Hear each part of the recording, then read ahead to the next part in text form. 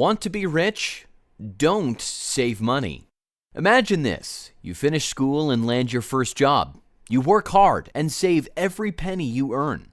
You don't spend money on anything that is not absolutely necessary. You think that by doing this, you will become a multi-millionaire and live the life of your dreams. Sounds good, right? Wrong. This statement is not only false, but it is also impossible. You see, many people who want to get rich fall for the money-saving trap. They think that by saving money, they are getting closer to their goals, but they are actually doing the opposite. Why? You're watching Wealth Map, the ultimate destination. Subscribe and turn on the bell icon to never miss an episode. Tap the like button to like this video. Let's get back to it.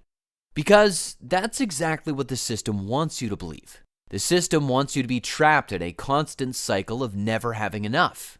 The system wants you to work a job that you don't enjoy until you have saved enough to retire when you are old and gray. The system wants you to be dependent on it for your survival. If you want to get rich, then you need to break out of this system. But it's not going to be easy. When I say that you have little to no chance of saving your way to becoming a millionaire while you are still young, I'm not trying to crush your dreams. Quite the opposite. I want you to accelerate your timeline and start building the life you want now, while you are still young enough to enjoy it. So if you want to become rich, then listen closely and things will start to become clearer. Part 1. Your money isn't real. Would you like to live in a world where all your choices are influenced by someone behind the scenes, secretly pulling the strings, and conducting your life like some kind of orchestra? Of course you wouldn't.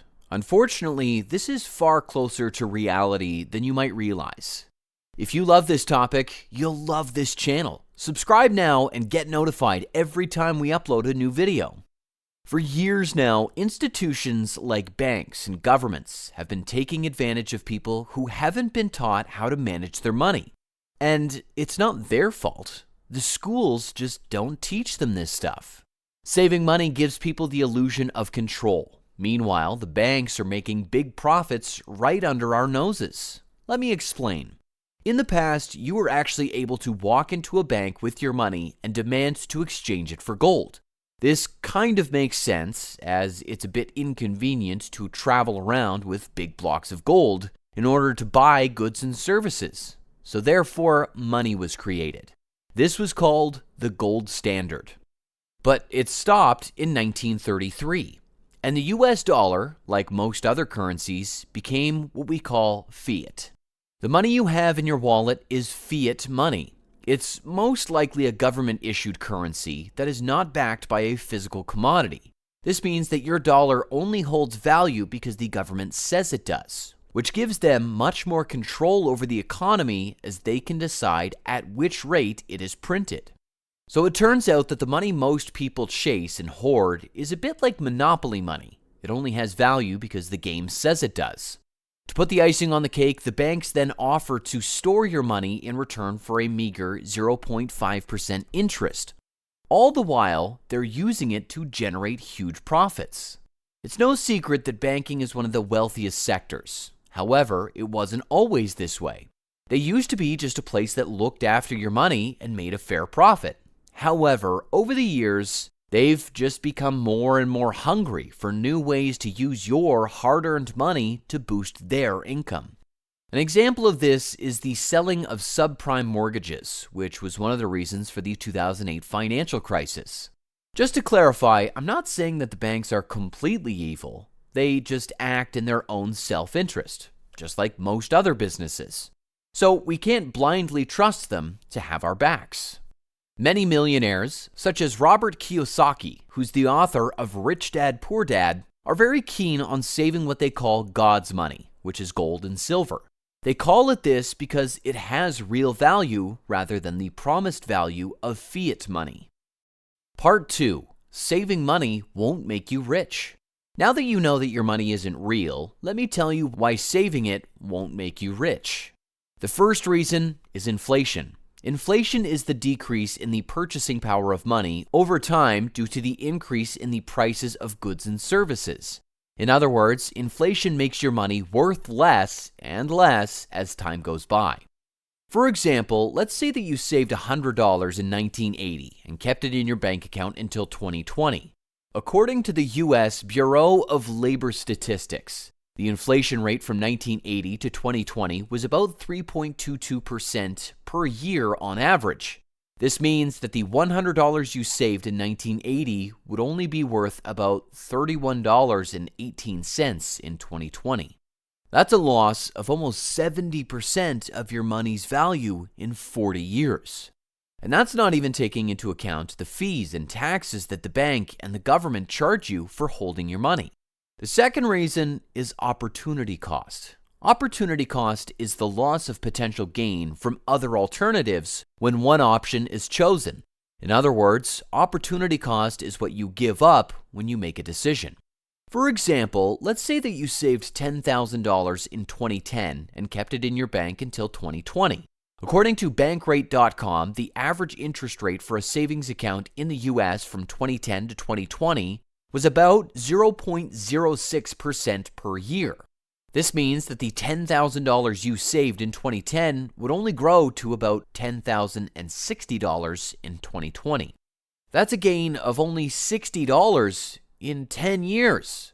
But what if you had invested that $10,000 instead of saving it? According to Yahoo Finance, the average annual return of the S&P 500 index from 2010 to 2020 was about 13.6%.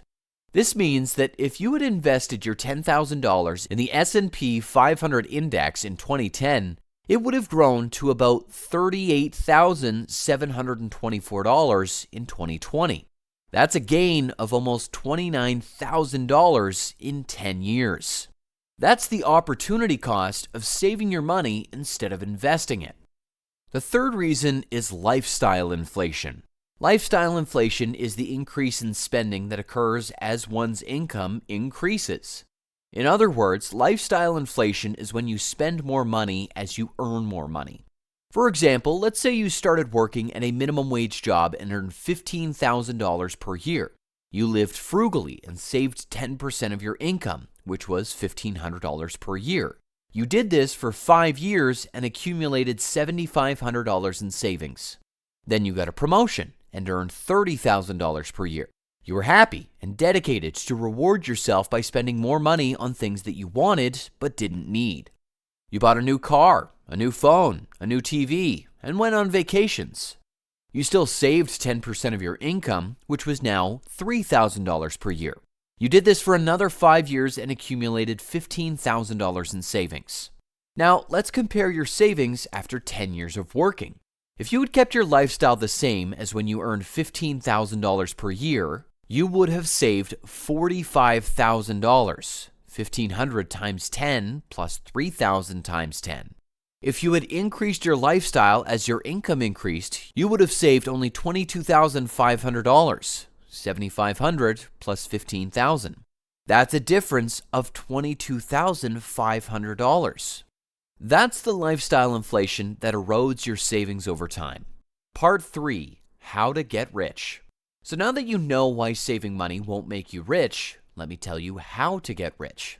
The answer is simple. You need to make more money than you spend and invest the difference wisely. It's that simple. But simple doesn't mean easy. It takes time, effort, discipline, patience, and knowledge to achieve this goal. It also takes courage to go against the norm and challenge the status quo, but it's worth it. Let me tell you a story to illustrate this point. This is the story of John and Jane. John and Jane were both born in 1990. They went to the same school and graduated in 2008. They both wanted to get rich and live a good life. John decided to follow the conventional path of saving money. He got a job at a bank and earned $50,000 per year. He lived frugally and saved 20% of his income, which was $10,000 per year. He put his savings in a high-yield savings account that paid him 1% interest per year. He did this for 10 years and accumulated $110,462 in savings. Jane decided to follow the unconventional path of investing money. She got a job at a tech company and earned $50,000 per year. She lived comfortably and saved 10% of her income, which was $5,000 per year. She invested her savings in the stock market, which gave her an average annual return of 10%. She did this for 10 years and accumulated $79,594 in investments.